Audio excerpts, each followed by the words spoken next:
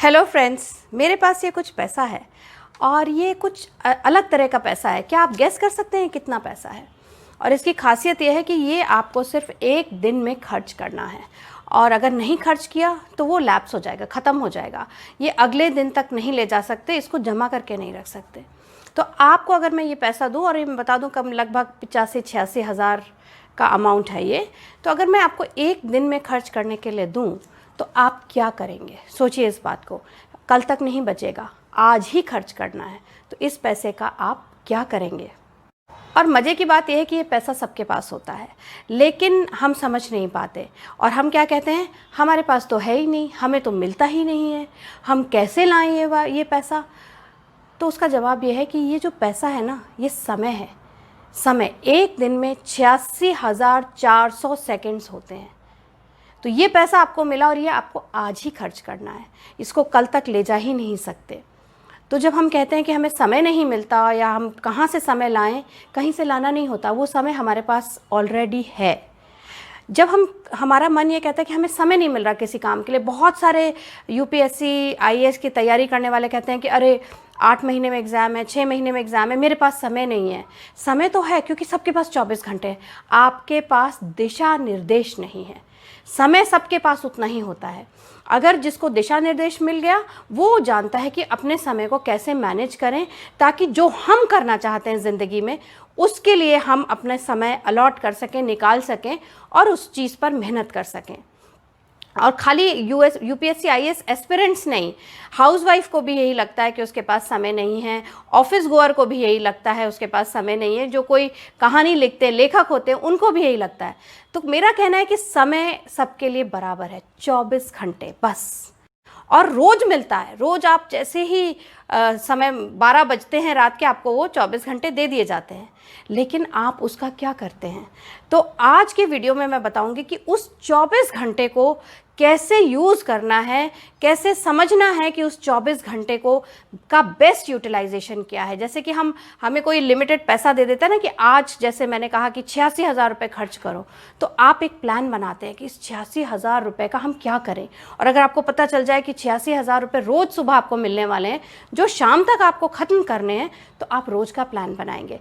इसी तरह हम बनाएंगे आज एक 24 घंटे का प्लान। मैंने एक 1 ईयर का साइकिल लिया है और इस टेक्निक जो मैं आज सिखाऊंगी, और आप चाहे तो कॉपी और पेन भी लेकर बैठिए, ताकि साथ साथ आप अपने समय की प्लानिंग को बनाते चलिए, समय का प्लान, टाइम मैनेजमेंट प्लान बनाते चलिए, और इस वीडियो के अंत तक पहुंचते पहुंचते आपका प्लान एकदम रेडी हो जाएगा और वो किसी भी लाइफ के स्फीयर में आप अप्लाई कर सकते हैं। तो ध्यान से देखिए, मैं सिखाने वाली हूँ एक बेहद कारगर टाइम मैनेजमेंट टेक्निक, और मैं साथ साथ आपको करवाती जाऊंगी, एक एक स्टेप बाय स्टेप आप साथ में करते चलिए। तकनीक स्टार्ट करने से पहले मैं बता दूं कि इस टेक्निक को आप कब कब यूज़ कर सकते हैं।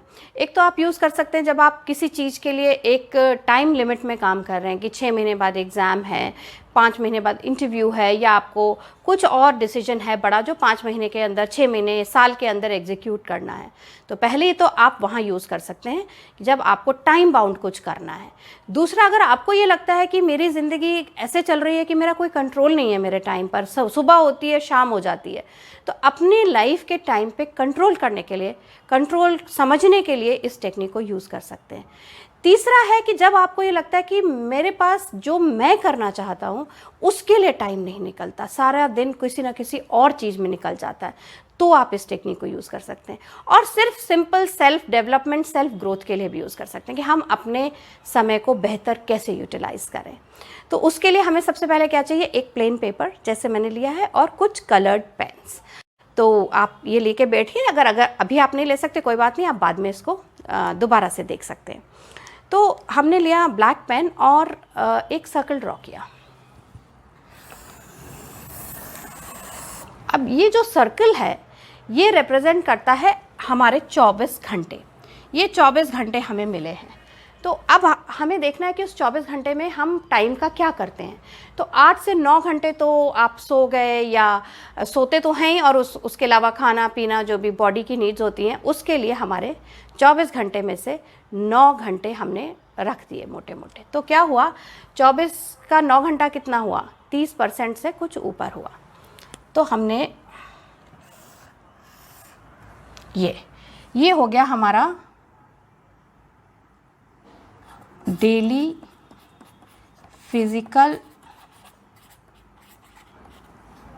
नीड्स। तो ये जो 9 घंटे हैं ये तो नॉन निगोशिएबल हैं, इसमें तो हम और कुछ नहीं करेंगे और इसको हम अलग रख देंगे। तो बाकी के बचे जो 15 घंटे हैं उसका एनालिसिस करना है, क्योंकि ये हमारा जो चार्ट बन रहा है ये है एट प्रेजेंट हम अपने टाइम का क्या करें, क्योंकि जब तक वो नहीं समझेंगे तब तक हमें आगे क्या करना है समझ में नहीं आएगा। तो आप थोड़ा सोचिए कि हम पूरे दिन में क्या क्या करते हैं। जैसे कि मैंने सोचा कि मैं पूरे दिन में क्या क्या करती हूँ, तो मुझे निकला कि जैसे मान लो मैं बाकी बचे में के अगर मैं 1/4 लगाऊँ तो मैं अपना रिकॉर्डिंग करती हूँ, और अगर मैं और 1/4 के लगभग लगाऊँ स्पेंड टाइम विद किड्स करती हूँ। उसके बाद मैं करती हूँ कि आई लाइक टू राइट। एंड ये जो 1/4 है इसमें मुझे एकदम कॉन्क्रीट नहीं मिला कि मैं क्या करती हूँ। कभी बैठ जाती हूँ, कभी बुक पढ़ती हूँ, तो मैंने इसको लिख दिया वेरियस। कभी घर का काम कुछ होता है। तो इस तरीके से मैंने देखा कि मेरा जो बाकी टाइम है उसमें मेनली क्या होता है, रिकॉर्डिंग होती है, बच्चों के साथ टाइम होता है, राइटिंग होती है, और वेरियस जिसमें कि इधर उधर का मैं काम करती हूँ। तो ये मेरी प्रेजेंट सिचुएशन है। अब आप देखिए कि आपकी प्रेजेंट सिचुएशन क्या है। आप पूरे दिन में 9 घंटे निकाल कर फिर क्या करते हैं। तो मुझे लगा कि अगर मुझे अपने प्रेजेंट से फ्यूचर की तरफ जाना है और उस तरह जाना है जैसा मैं चाहती हूँ, तो मुझे पहले ये जानना चाहिए कि मैं करना क्या चाहती हूँ जिसके लिए मुझे समय नहीं मिल रहा। जैसे आप कहते हैं ना, अरे तैयारी करनी, समय नहीं मिल रहा। तो एक जनरल स्टेटमेंट नहीं, उसको हमें ब्रेक करना पड़ेगा कि हमें किस चीज़ के लिए समय नहीं मिल रहा, जो हम करना चाहते हैं और नहीं कर पा रहे हैं। तो मैंने देखा कि मुझे समय नहीं मिलता था कि टू अपग्रेड माय स्किल्स। जैसे मैं चाहती थी कि मैं अपनी वॉइस पे काम करूं, अपने बोलने के तरीके पे काम करूं, अपनी स्क्रिप्ट पे काम करूं, तो मुझे लगता है मुझे उतना टाइम नहीं मिल पाता था जितना कि मैं चाहती थी। मुझे लगता था मुझे क्वाइट टाइम नहीं मिलता कि मैं सोच पाऊँ।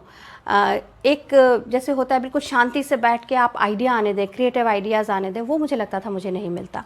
मुझे नहीं मिलता था कि एक टाइम कि मैं टाइम टेबल को फॉलो कर पाऊँ। मैं बनाती थी टाइम टेबल और मेरा फॉलो नहीं हो पाता था। तो मुझे लगता था कि इतना ध्यान से टाइम टेबल बनाने पर भी मैं फॉलो नहीं कर पाती, और इस चीज़ को सोचने के लिए मुझे समझ नहीं मिलता कि मैं क्यों नहीं फॉलो कर पाती, क्योंकि एक के बाद एक चीज़ आती जाती है। और मैं इस टेक्निक को मैं 3-4 साल से फॉलो कर रही हूँ। उससे पहले मुझे नहीं पता थी ये टेक्निक। तो 3-4 साल पहले जब मैंने सोचा कि मैं कुछ नया भी करूँ, तो फिर मुझे लगता था मुझे समय नहीं मिल रहा, मैं रूटीन में फंसी रहती थी और टाइम टेबल बनाती थी, उस पर अमल नहीं कर पाती थी। तो तब मेरे को लगा कि मेरे को एक ये कंपोनेंट है कि मेरे को टाइम टेबल अपना एनालाइज करने का भी टाइम नहीं मिलता। और फिर एक और एलिमेंट था फन। मेरे लिए फ़न बहुत इंपॉर्टेंट है कि मैं हर रोज़ कुछ ऐसा करूं जिससे कि मैं इंजॉय करूं, जो सिर्फ मेरे लिए हो। और मुझे लगता था मुझे उसके लिए टाइम नहीं मिलता, मैं और चीज़ों में उलझी रह जाती हूं। तो फिर ये एनालिसिस करने के बाद मैंने रियलाइज़ किया कि कौन सी वो 5 चीज़ें हैं वो मुझे ज़ीरो इन करनी पड़ेंगी कि जो मैं चाहती हूँ कि हर रोज़ मैं करूँ, अपना समय उसको दूँ, उसके लिए मुझे समय निकालना ही होगा। तो मैंने जब वो 5 चीज़ें एनालाइज करी, तो मैं आपको बताती हूँ 5 क्या चीज़ें हैं। और आप भी, मेरी ये राय है कि 4 से 5 या मैक्सिमम 6 चीज़ें आप आइडेंटिफाई करिए जो आपके लिए बहुत ज़रूरी है कि आप रोज़ करें। तो पहली चीज़ थी, जैसा मैंने लिखा, गॉड। मेरे लिए बहुत इंपॉर्टेंट है कि मैं रोज़ कुछ ऐसा करूं कि I feel connected to the almighty, I feel connected to God. किसी तरह मेरा उनसे कनेक्शन बने, चाहे पूजा से बने, चाहे शांति से बैठ के उनका ध्यान करने से बने, या किसी भी और तरीके से। तो वो मेरे लिए बहुत इंपॉर्टेंट था और आज भी मैं उस चीज़ को बहुत इंपॉर्टेंट देती हूँ। और मैंने उसके लिए 15 मिनट का समय रखा, 15 मिनट्स। अब सेकेंड हम आए, मेरे लिए क्या इंपॉर्टेंट है, mental and physical wellbeing, growth, अपनी ग्रोथ, अपने माइंड की, अपनी बॉडी की, अपने सोल की ग्रोथ। सो पर्सनल ग्रोथ, ये रखा मैंने दूसरा आइटम। तीसरा आइटम मैंने क्या रखा, my kids. I really want to spend time with them, do things with them, enjoy myself with them. तो मेरा तीसरा जो मुझे हर दिन फैक्टर चाहिए था वो हुआ कि मुझे बच्चों के साथ टाइम स्पेंड करना ही करना है। अब चौथा आया माय वर्क। जो भी मैं काम करती हूँ, चाहे वो वीडियोज़ है, चाहे वो लिखती हूँ, चाहे वो काउंसलिंग करती हूँ, चाहे वो कोचिंग करती हूँ, मुझे बहुत उसके लिए पैशन है। और मुझे लगता था हर रोज़ मुझे मेरा काम करना ही करना है, चाहे सैटरडे हो संडे हो, चाहे मैं कम कर दूँ उसकी ड्यूरेशन, लेकिन रोज़ मुझे अपना काम करना है। और लास्ट में आया fun and enjoy myself, fun and enjoy. So this is also a very important factor for me, that I like to enjoy myself. I like to do something which is fun. It may be just an outing, or it may be, painting. It may be doing something like cooking, which I really enjoy. So anything which I have do for fun, meeting friends, talking to friends, anything. I want to do it every day. Just sitting, by yourself and listening to some great music, even that is fun for me. तो अब मैंने time कैसे हमारे पास 15 घंटे थे, 9 घंटे हटाने के बाद 15 मिनट तो मैंने इसको दे दिया। पर्सनल ग्रोथ को मैंने दिया। पहले मैं बताती हूँ मैंने अपने काम को कितना समय दिया। मैं उसको 7 आवर्स देती हूँ। 7 घंटे मैंने काम के निकाल दिए। तो अब 15 में से 8 घंटे बच गए हमारे। तो 8 घंटे में मैंने पर्सनल ग्रोथ के लिए 1 घंटा रखा, किड्स के लिए 2 घंटे रखे, और जो बाकी का बचा टाइम था वो फन एंड एन्जॉयमेंट में मेरा गया। तो कितना हो गया? 10, करीब लगभग 3 से 4 घंटे मैंने फ़न और एन्जॉयमेंट में रखे। तो आप देखो कि ये जो है हमारा एक विजुअल इमेजरी बन गई कि कहाँ मैं हूँ और कहाँ मैं जाना चाहती हूँ। मैं इस चीज़ को अचीव करना चाहती हूँ और मैं यहाँ पर हूँ। तो अब आपको क्या सहूलियत हो गई? अब क्या है कि आपने जब देखा कि मेरे पास मैं कर ये रही हूँ और मैं करना ये चाहती हूँ, तो मैं कहाँ कहाँ से कट कर सकती हूँ। तो सबसे मैंने देखा कि टाइम जो है, मैं रिकॉर्डिंग में बहुत ज़्यादा टाइम लगा रही थी, राइटिंग में बहुत ज़्यादा टाइम लगा रही थी, उसको मैं वर्क में इंक्लूड करके और अपना टाइम फ्री कर सकती हूँ।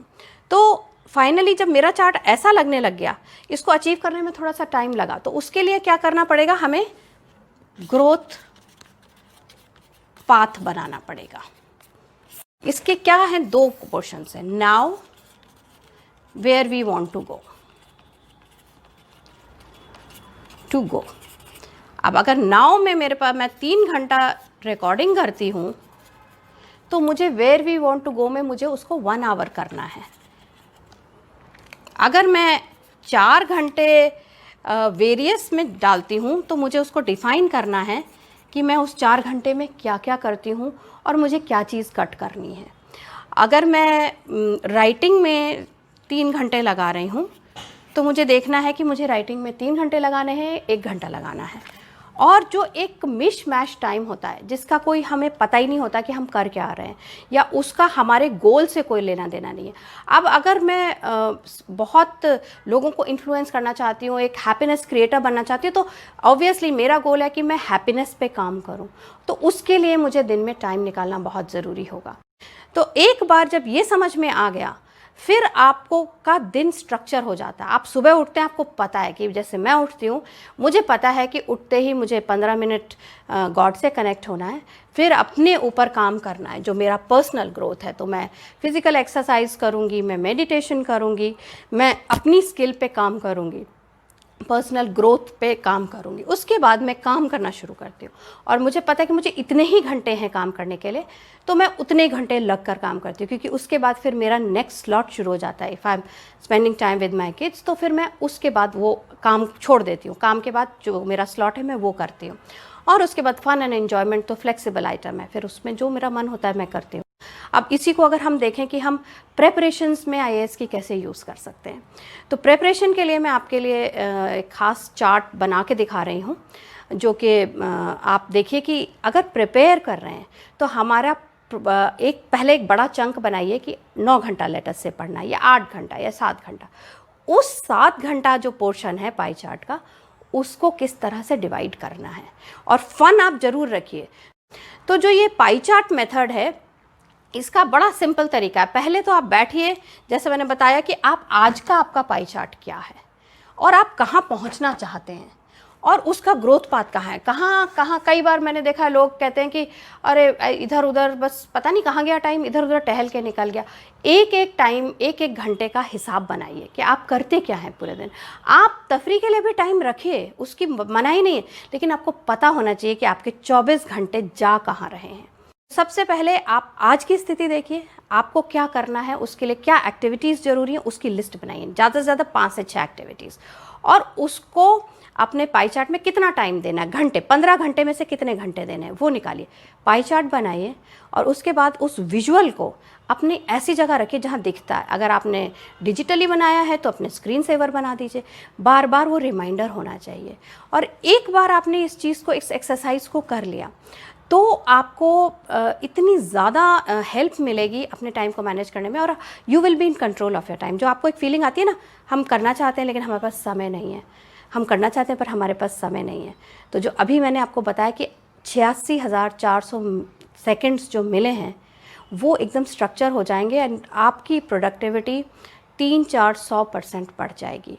और इस तरह का पाई चार्ट का बेसिक टेम्पलेट मैंने एक बनाया हुआ है। अगर आपको चाहिए तो आप मुझे ईमेल कर सकते हैं।